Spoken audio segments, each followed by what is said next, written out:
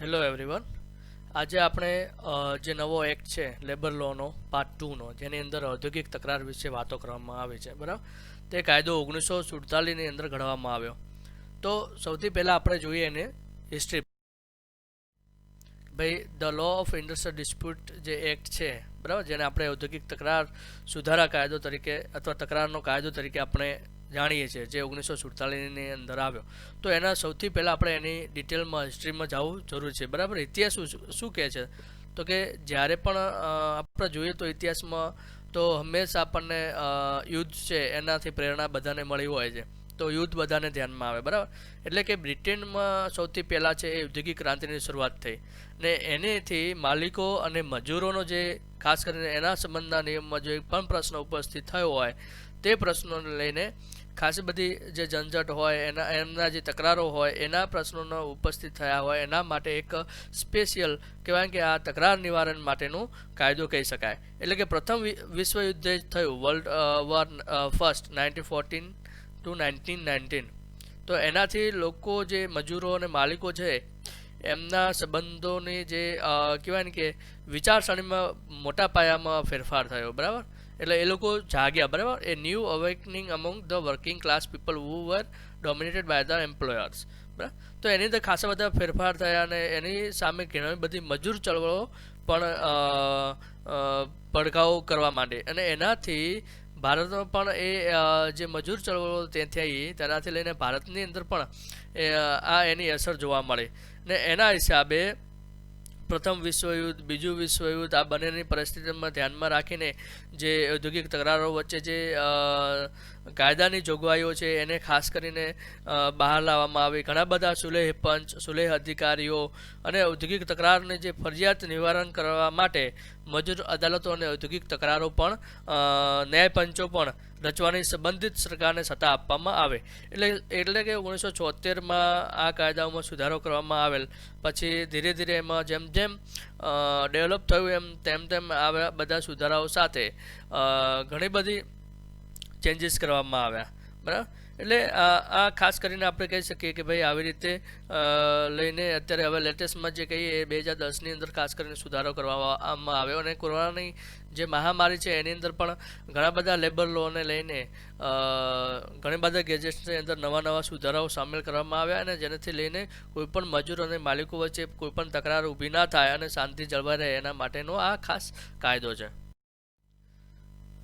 તમે જોઈ શકો છો કે ધ ટ્રેડ ડિસ્પ્યુટ એક્ટ જે 1929ની અંદર ઇન્ટ્રોડ્યુસ થયો હતો, બરાબર. એટલે કે સેટલમેન્ટ ઓફ ઇન્ડસ્ટ્રીયલ જે ડિસ્પ્યુટ છે એના માટે કરીને ખાસ, અને એની અંદર જે ટ્રેડ યુનિયન છે એને લીગલ સ્ટેટસ આપવામાં આવ્યું, અને જે changes made for the labour and industrial establishment છે એના માટે ખાસ કરીને બનાવવામાં આવ્યું. તો આ તમે જોઈ શકો છો, જેની અંદર મેં વાત કરી સુલેહ અધિકારીને એ બધા ઇન્વેસ્ટિગેશન અને સેટલિંગ ટ્રેડ ડિસ્પ્યુટ છે એમના માટે એમને પાવર આપવામાં આવ્યા, અને આ પ્રોવિઝન છે જે એસ્ટાબ્લિશ કરવામાં આવ્યો કે આવો કોઈ ઔદ્યોગિક તકરાર હોય તો એને સોલ્યુશન લાવી શકાય. નાઉ ઇન ધ ઇન્ટ્રોડક્શન પાર્ટ, કે મેઇન પર્પઝ શું છે કે આ ઔદ્યોગિક તકરાર કાયદો લાવવાનો, એ પણ આપણે જોવો જરૂરી છે. તો ઔદ્યોગિક તકરાર છે ખાસ કરીને ensure fair terms between employers, employees, workmen and as well as workmen and employers. એટલે આપણે કહી શકીએ કે ભાઈ માલિકો અને માલિકો વચ્ચેનો કોઈ પણ તકરાર હોય એની અંદર કંઈ ફેર જે છે એ કહેવાય શાંતિ સુલેહ જળવાઈ રહે એના માટે કરીને ખાસ કરીને, અને મજૂરો વચ્ચે હોય અથવા મજૂર અથવા માલિક વચ્ચે કંઈ ડિસ્પ્યુટ હોય તો આવા જે ઔદ્યોગિક તકરારો છે એને કાયદાનો જે ઔદ્યોગિક ન્યાયશાસ્ત્ર આપણે કહીએ તો એ ઇન્ડસ્ટ્રીયલ જ્યુરિસ્પ્રુડન્સ આને કહી શકાય. આ એક્ટ પ્રમાણે આ લોની અંદર એ બધી સમાધાન અને શાંતિ જળવાઈ રહે, સંબંધો અને એકતા જાળવી રાખવાનું જે છે એ હેતુ મેઇન આનો છે, બરાબર.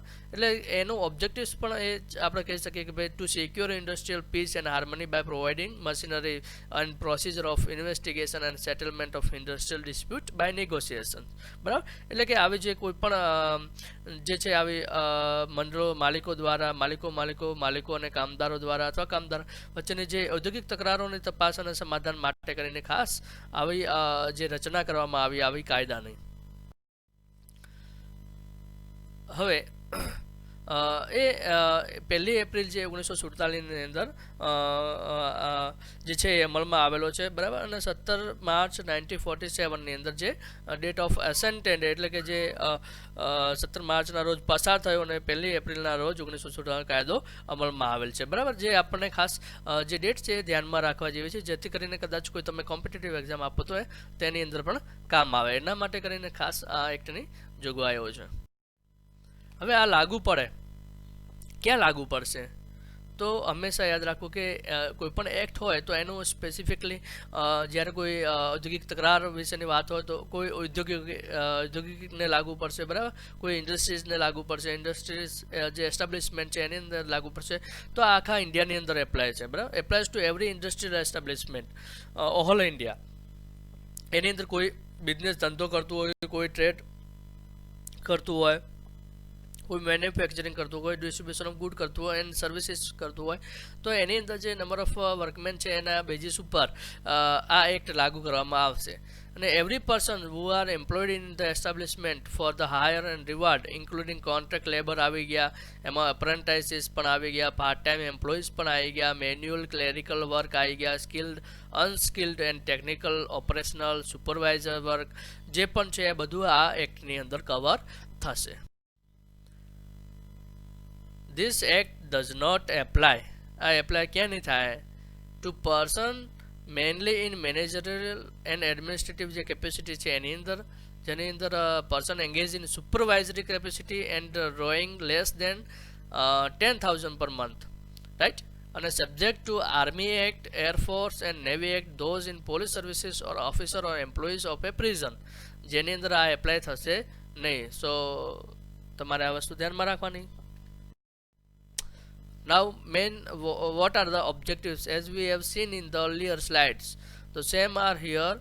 We can say that to encourage good relation between labor and industries and provide medium of settling dispute, બરાબર. એટલે આપણે કહી શકીએ કામદાર વચ્ચે સારા સંબંધો જળવાઈ રહે અને એના માટે એક સેટલિંગ ડિસ્પ્યુટ જે એડજ્યુડિકેટર ઓથોરિટીઝ છે એના દ્વારા થાય. And to provide a committee of dispute settlement between industrial, એટલે આપણે કહી શકાય કે કોઈ પ્રતિનિધિત્વ મહામંડળ અથવા મંડળ હોય એને હક આપવામાં આવ્યા હોય અને તે આ લોકોને સોલ્યુશન આપે. Night prevent unauthorise સ્ટ્રાઇક્સ and lockout, જે લોકો ગેરકાયદેસર હડતાળોને તાળાબંધી છે એને અટકાવવા માટે કરીને ખાસ કરીને, પછી લે ઓફ પણ છે, રિટ્રેચમેન્ટ પણ છે, બરાબર. લેડ ઓફ અનરાઇટફુલી ડિસમિસ જે છે એનાથી જે છે એ રાહત અપનાવવા માટે. And provide labour to right collective bargaining and promote conciliations, એના માટે કરીને ખાસ આ એક્ટ ઘડવામાં આવ્યો છે. નાવ ઇમ્પોર્ટન્ટ પાર્ટ જે છે એ સેક્શન 2 છે, એની અંદર ઘણી બધી ડેફિનેશનો આપી છે, જે વ્યાખ્યાઓ આપી છે, જેનાથી આપણે બેઝિક કન્સેપ્ટ ક્લિયર કરી શકીએ કે આ ડેફિનેશન શું શું કહે છે. ઘણી વખત અંદર એક્ટ્સની અંદર અને સેક્શનની અંદર એપ્લાય થતું હોય છે કે એપ્રોપ્રિએટ ગવર્મેન્ટ એટલે કે ભાઈ ઉચ્ચિત સરકાર, બરાબર. ઉચ્ચિત સરકાર એટલે કઈ? સ્ટેટ અને સેન્ટ્રલ ગવર્મેન્ટ, બરાબર. જેની અંદર જે રાજ્ય સરકારમાં કામ કરતું હોય અને જે સેન્ટ્રલ એટલે કેન્દ્રીય સરકારની અંદર જે કામ કરતું હોય એની અંદર જે ગવર્મેન્ટ હેઠળ જે પણ ઇન્ડસ્ટ્રીઝ આવતી હોય તેને ઉચ્ચિત સરકાર કહેવાય, બરાબર. જેમ કે રેલવે છે, ઓએનજીસી છે, આ બધી સેન્ટ્રલ ગવર્મેન્ટની અંદર આવે. સ્ટેટ ગવર્મેન્ટની અંદર જે જીઆઈડીસી છે, બરાબર, એવી રીતે જીઆઈડીસીની અંદર જે ઇન્ડસ્ટ્રીઝ કામ કરતી હોય તો એ બધી એની અંદર ફોલ. એટલા માટે મેં ગુજરાતનો મેપ લીધો છે, જેની અંદર આ બધી ઇન્ડસ્ટ્રીઓ જે છે, ચેતક પ્લાસ્ટિક ઇન્ડસ્ટ્રીઝ, જય એગ્રો ઇન્ડસ્ટ્રીઝ, સન ટ્યુ ઇન્ડસ્ટ્રીઝ, સાગર industries, Shri Guru cattle field, તો જે ગુજરાતની અંદર રહેલી છે એ ગુજરાતની અંદર આવશે, રાઈટ. તેવી રીતે જે સેન્ટ્રલ ગવર્મેન્ટની હશે તેવી રીતે અલગ અલગ ઓએનજીસી છે, જે મેઇન જે ગવર્મેન્ટ સેન્ટ્રલ ગવર્મેન્ટ હેન્ડલિંગ કરી રહી છે, તો બધી એ સેન્ટ્રલ ગવર્મેન્ટ દ્વારા આવશે. એટલે એને ઉચિત સરકાર દ્વારા કરવામાં આવેલી જે એપ્રોપ્રિએટ ગવર્મેન્ટ દ્વારા ઉચિત સરકાર દ્વારા કરવામાં ચલાવવામાં આવતા ઉદ્યોગો જે છે એ એની હેઠળ આવશે. નાઉ એવોર્ડ. હવે એવોર્ડ જે છે ફેંસલો એ ખાસ કરીને મજૂર અદાલત અથવા જે ઔદ્યોગિક ન્યાયપંચ છે અથવા રાષ્ટ્રીય ઔદ્યોગિક ન્યાયપંચ છે એ કોઈ ઔદ્યોગિક તકરાર હોય અથવા તેને લગતા કોઈ પણ પ્રશ્નો હોય તો એના સંબંધમાં જે વચગાળાનો કે આખરી હુકમ આપે છે એ આપણે જોઈશું સેક્શન 10 એ પ્રમાણે જે લવાદા આપેલો ફેસલાનો આમાં સમાવેશ થવામાં આવે છે, એટલે કે જે આર્બિટ્રરી જે ફેસલો આપ્યો છે એ સમાવેશ કરવામાં આવે છે. અને એ ફેસલો એટલે કે ભાઈ ઔદ્યોગિક તકરાર કે તેના સંબંધમાં જ્યારે મજૂર અદાલત અથવા ઔદ્યોગિક ન્યાયપંચ અથવા રાષ્ટ્રીય ન્યાયપંચે આપેલા વચગાળાનો કે આખરી જે નિર્ણય છે આવો નિર્ણય ન્યાયિક હોવો જોઈએ ને આવો જે નિર્ણય વચગાળાનો અથવા આખરી હોઈ શકે તેમાં લવાદે આપેલ ફેસલોનો પણ સમાવેશ થાય છે. એટલે award can be any one, કે ભાઈ મજૂર અદાલતે પણ આપેલો હોય, આર્બિટ્રેશન પણ દ્વારા આપેલો હોય, અથવા આર્બિટ્રે એવોર્ડ જે છે એ અથવા નેશનલ ઇન્ડસ્ટ્રી ટ્રિબ્યુનલ દ્વારા પણ આપેલો હોય, તેને જે એવોર્ડ છે એને ફેસલો કહેવામાં આવે. નાઉ બેન્કિંગ કંપની. હવે બેન્કિંગ કંપની જે છે એ બેન્કિંગ કંપનીઝ એક્ટ 1949 પ્રમાણે એની વ્યાખ્યા આપવામાં આવી છે, અને એકથી વધારે રાજ્યોમાં જો આના શાખાઓ ધરાવતી હોય તો એને બેન્કિંગ કંપની અથવા તેમાં Industrial Development Bank of India અથવા Reserve Bank of India, State Bank of India જેવી અનેક શાખાઓનો સમાવેશ થાય છે. બરાબર, તે આપણે જોઈ શકીએ છીએ. બરાબર, એટલે સેક્શન 5 પ્રમાણે બેંકની અંદર. Now employer. હવે માલિક કોણ? માલિક એટલે ભાઈ જે in relation to industry carried on by under the authorities of the department of a central government or the state government, and the authority prescribed in this behalf where no authority is prescribed and the head of the department. એટલે કે ભાઈ simple રીતે સમજીએ કે ભાઈ માલિક એટલે કે કેન્દ્ર સરકાર અથવા રાજ્ય સરકાર કોઈ ખાતા કે તેની સત્તા હેઠળ જો ચલાવવામાં આવતા ઉદ્યોગો છે એના સંબંધમાં તે સંબંધમાં નિયત કરેલા આવેલ સત્તાધિકારી અથવા જ્યાં સત્તાધિકારીની નિમણૂક ન થયેલો હોય ત્યાં તે ખાતાનો વડો, બરાબર, એને માલિક કહેવામાં આવશે.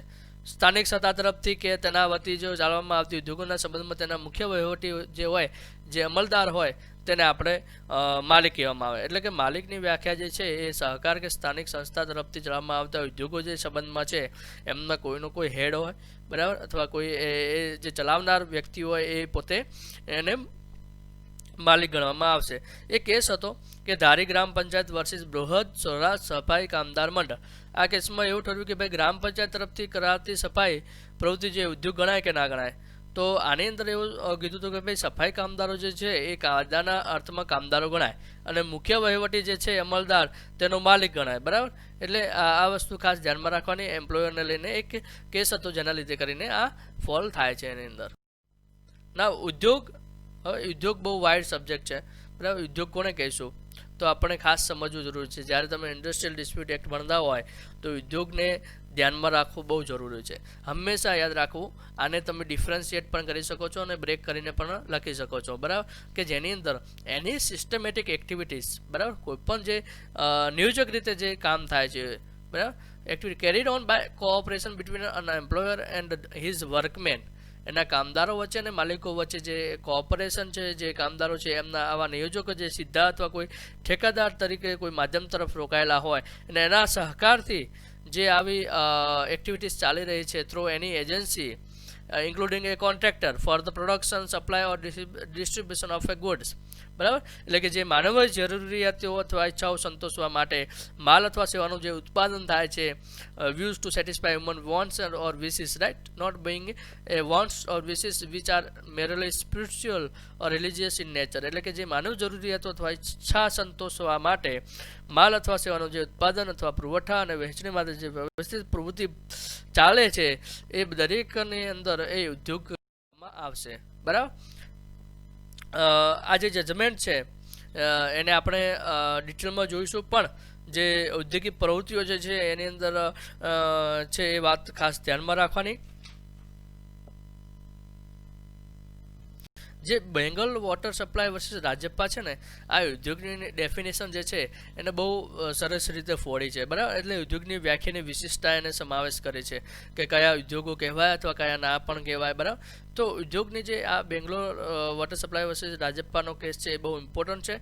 ઇન ડિટેલ તમે ગૂગલ સર્ચ કરીને આ 1978 સુપ્રીમ કોર્ટ 548 તમે કરી શકો છો સર્ચ, અને એની ડિટેલિંગ તમે જાણી શકો છો. પણ હું તમને હાઇલાઇટ કરી દઉં થોડું કે આ ઉદ્યોગની જે વ્યાખ્યાઓ છે એની વિશિષ્ટતા શું.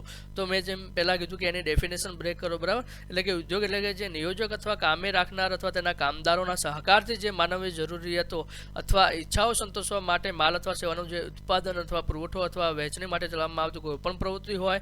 બરાબર, અને આવા કામદાર કામે રાખનાર હોય અથવા ઠેકેદાર હોય અથવા અન્ય કોઈ માધ્યમ મારફતે રોકાયેલ હોઈ શકે છે.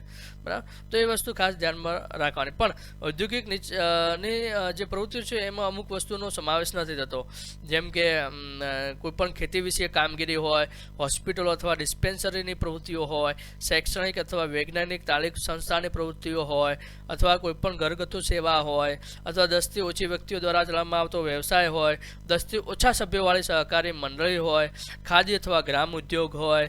બરાબર. તો આ ઘણા બધા છે જેની અંદર બેંગ્લોર વોટર સપ્લાય કેસની અંદર બહુ સરસ રીતે ડિફરન્શિએટ કર્યું છે કે ભાઈ શિક્ષણ સંસ્થા ઉદ્યોગ ગણાય કે ના ગણાય.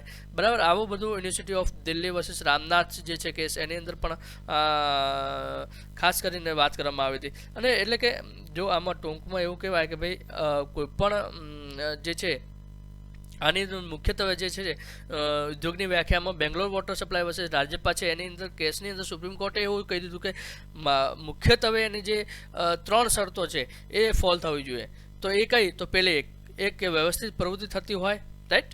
બીજું કે આવી પ્રવૃત્તિ માલિક અથવા કામદારના સહકારથી આયોજિત થતી હોય. અને ત્રીજી કે આવી પ્રવૃત્તિ જ્યારે માનવ જરૂરિયાત અથવા ઈચ્છાઓની પૂર્તિ માટે ઉત્પાદન કે સેવાઓ આપવા માટે કરવામાં આવતી હોય ત્યારે આવી કોઈપણ પ્રવૃત્તિને ઉદ્યોગ કહેવાશે. બાકી કોઈપણ પ્રવૃત્તિ જે છે એ નક્કી કરવામાં આ 3 કસોટીઓ નક્કી કરેલ છે, અને આ 3 કસોટીઓ જો ફોલ થાય તો એ જ ઉદ્યોગ ગણવામાં આવશે. બાકી એ પ્રવૃત્તિ જાહેર ક્ષેત્રમાં કોઈ પણ ખાનગી ક્ષેત્રે તે મહત્વનું હોતું નથી, અને એને બીજી કોઈ પ્રવૃત્તિ સાથે સંકળાયેલ ના હોય તો એને ઉદ્યોગ ગણવામાં આવશે નહીં. બરાબર. તો આ ખાસ કરીને બહુ ઇમ્પોર્ટન્ટ હતું. પછી એક ગુરુકુળનો ઉદ્યોગ ગણાય કે કેમ. બરાબર. તેના વિશે પણ ખાસી વાત થઈ હતી. તો એ પણ ઉદ્યોગમાં આવે કે કેમ ન આવે, કારણ કે ત્યાં શિક્ષકો છે એ કામદાર તરીકે ગણી શકાય નહીં, રાઈટ. હોસ્પિટલનો ઉદ્યોગ ગણાય નહીં. એટલે આવી રીતે ઘણા બધા કેસીસ છે જેની અંદર Bangalore water supply versus sewerage board versus રાજ્યપાલ વાળો જે કેસ છે એ બહુ બરાબર. જેની અંદર પોઈન્ટ્સ જે છે એ તમારે રિમેમ્બર કરવા હોય અને તમારે કેસ લખવો હોય તો આવી રીતે તમે લખી શકો છો. કેસનું નામ, citation, subject, issue, fact, judgment અને લિંક્સ કરીને. બરાબર. અમે જે વાત કરીએ કે ભાઈ ઉદ્યોગ કહેવાય કે કેમ, બરાબર, એના વિશેની થોડીક હાઇલાઇટ છે કે ભાઈ કોઈ વસ્તુ એક્સેપ્શનલ કેસીસ કહેવાય કે ભાઈ ભલે પછી પ્રવૃત્તિ કોઈ પણ ઉદ્યોગ હોય એની કેપિટલ એટલે કે કોઈ પ્રવૃત્તિ અથવા મૂડીરોકાણ કરવામાં આવ્યું હોય કે ના આવ્યું હોય, અથવા આવી પ્રવૃત્તિ કોઈ લાભ કે નફો મેળવવાના હેતુથી કરવામાં આવી હતી કે કેમ નથી આવી. બરાબર. અથવા કોઈ પણ હોય તો એની અંદર ખાસ આ ખુલાસો કરવામાં આવ્યો કે આને ઉદ્યોગમાં ત્યારે જ કહેવાય કે જ્યારે એની ડેફિનેશન પ્રમાણે જે નિયોજક અને કામદારો વચ્ચેનું જે માધ્યમ ફરતે સરકાર તરફથી જે માનવ જરૂરિયાતો અથવા ઈચ્છાઓ સંતોષવા માટે માલ સપ્લાયનું જે થાય છે એનું કહેવામાં આવશે. બટ ડઝ નોટ ઇન્ક્લુડ જેની અંદર જે હોસ્પિટલ, ડિસ્પેન્સરી, એજ્યુકેશનલ, સાયન્ટિફિક, આ જે ખાદી, વિલેજ ઇન્ડસ્ટ્રી જે વાત કરીએ આ નહીં. એટલે ચલો આપણે ઉદ્યોગનું આટલા સુધી રાખીએ ને will continue with the next video and the next part of this definition part. So thank you very much.